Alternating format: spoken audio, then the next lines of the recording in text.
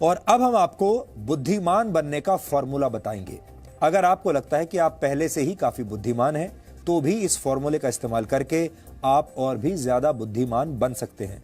यह formula AIIMS के एक रिसर्च के जरिए सामने आया है और आपको जानकर आश्चर्य होगा कि एम्स की एक डॉक्टर और आईआईटी के एक वैज्ञानिक ने कई वर्षों तक रिसर्च करने के बाद यह निष्कर्ष निकाला है कि हर रोज कुछ समय तक लगातार गायत्री मंत्र पढ़कर बौद्धिक क्षमता का अनंत विस्तार किया जा सकता है, यानी अपने दिमाग की ताकत को बढ़ाया जा सकता है। यह संभव है।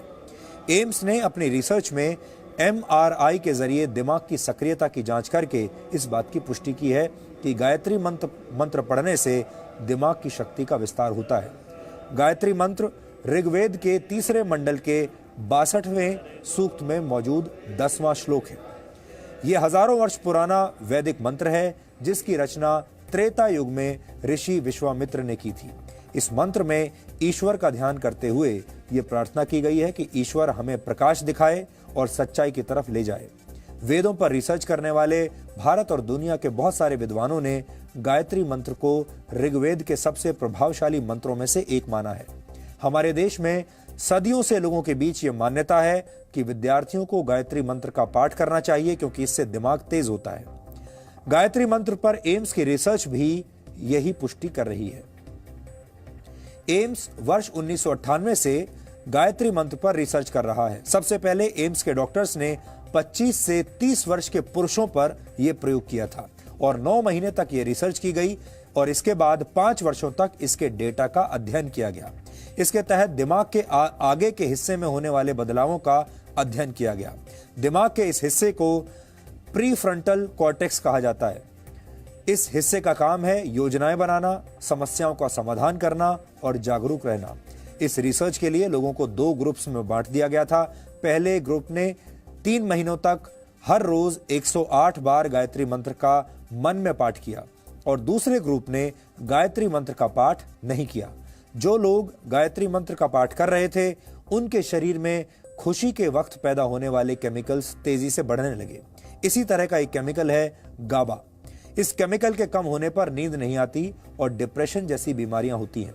लेकिन गायत्री मंत्र का पाठ करने से दूसरे ही हफ्ते में शरीर में गाबा केमिकल तेजी से बढ़ने लगा और दिमाग में सक्रियता बढ़ाने वाले केमिकल्स की मात्रा भी पहले के मुकाबले अधिक हो गई। 5 हफ्तों तक किए गए एमआरआई यानी मैग्नेटिक रेजोनेंस इमेजिंग की मदद से यह नतीजा निकला कि जिन लोगों ने गायत्री मंत्र का पाठ किया था, उनका दिमाग बहुत शांत और जागृत हो चुका था। अपने इस शुरुआती रिसर्च में निष्कर्ष निकालते हुए एम्स की तरफ से कहा गया कि गायत्री मंत्र के माध्यम से इंसान की बौद्धिक क्षमता में अनंत विस्तार किया जा सकता है। एम्स का यह शोध अब भी जारी है और इस पर एक विस्तृत रिपोर्ट अंतर्राष्ट्रीय स्तर पर प्रकाशित की जाएगी। इतिहासकारों ने हमेशा आर्यों की नस्ल को बहुत बुद्धिमान माना है, इसलिए इस पर भी रिसर्च होनी चाहिए कि क्या आर्यों ने इस तरह के शक्तिशाली मंत्रों का आविष्कार करके अपनी बौद्धिक क्षमता को बढ़ा लिया था।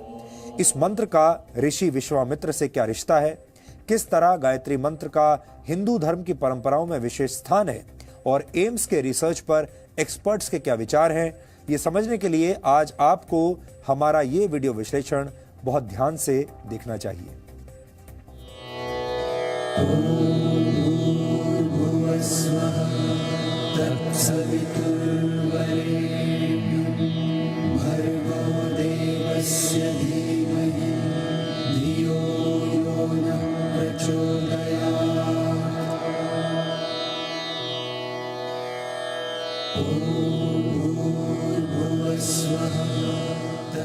गायत्री मंत्र भारत के महान ऋषियों की तपस्या का फल है। हिंदू धर्म में कोई भी पूजा बिना गायत्री मंत्र का पाठ किए संपन्न नहीं होती।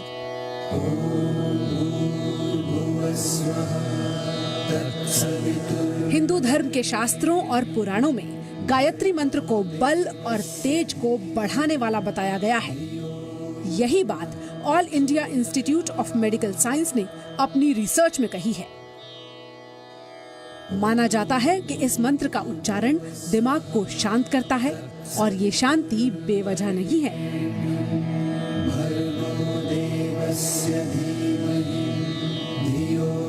एम्स के साइंटिस्ट्स ने ये साबित किया कि गायत्री मंत्र जादुई दवा की तरह काम करता है।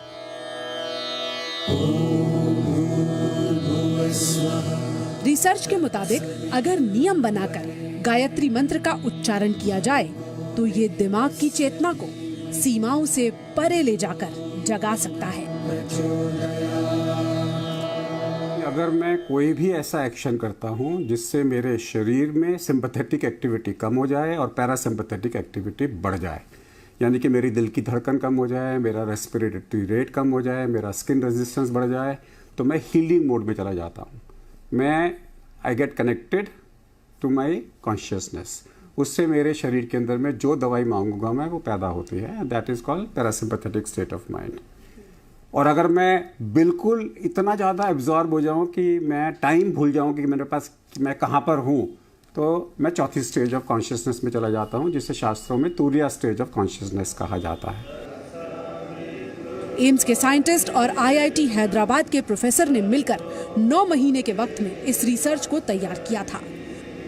मंत्रों के द्वारा बौद्धिक क्षमता का विस्तार मनोवैज्ञानिकों के लिए भी अध्ययन का विषय है। तो ब्रेन में एक हिस्सा है फ्रंटल कॉर्टेक्स, इसमें खासतौर से ऑर्बिटोफ्रंटल कॉर्टेक्स, जिसमें कि इसको बोलते हैं एग्जीक्यूटिव ब्रेन। यानी कि मैंने जो प्लान किया, मैंने किसी चीज़ को ऑर्गेनाइज करना है, मैंने क्या फैसले लेने हैं, क्या डिसीजंस लेने हैं, चाहे वो फाइनेंशियल हो, चाहे वो इमोशनल हो, चाहे मेरे कैरियर को लेके हो, वो सब ऑर्बिटोफ्रंटल कॉर्टेक्स डिसाइड करता है। तो अक्सर जब भी हम कोई भी ये लाइफस्टाइल चेंज जो हेल्दी वाली होती हैं, चाहे योगा की हो, मेडिटेशन की हो, चैंटिंग की हो, चाहे वो गायत्री मंत्र हो, बहुत लोगों के लिए अलग तरह के मंत्र होते हैं, सब में एक देखा गया है कि ब्लड सप्लाई कुछ पर्टिकुलर एरियाज में बढ़ती है, जो उस वजह से ब्रेन में पॉजिटिव चेंजेस आते हैं, जिसको बोलते हैं न्यूरोप्लास्टिसिटी।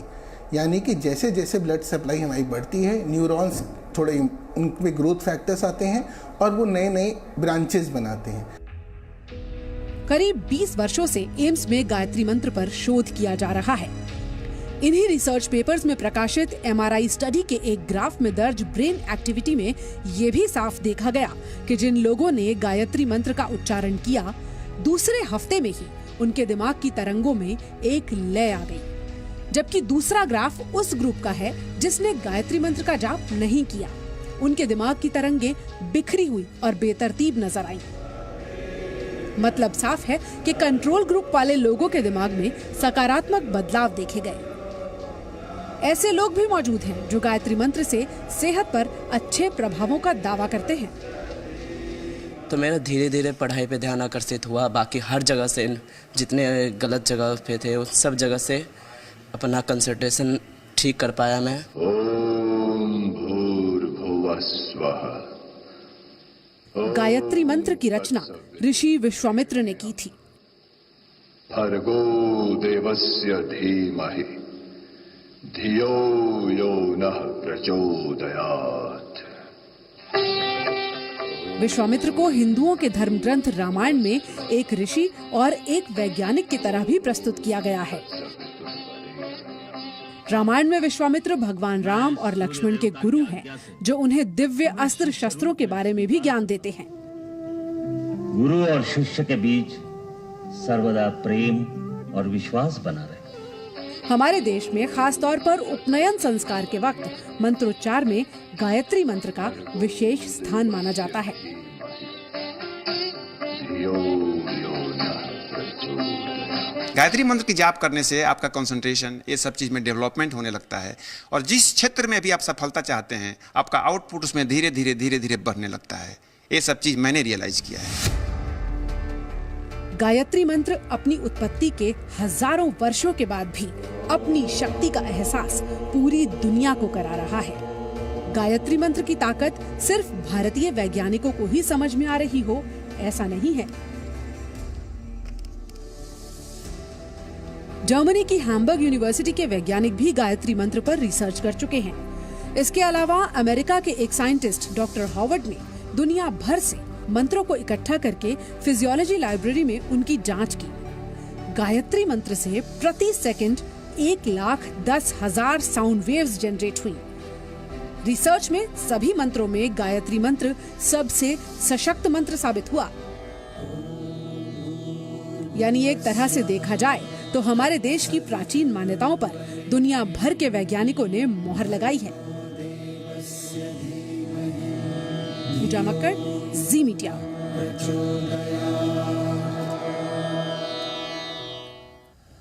आज का युग कलयुग है। ये सोशल मीडिया और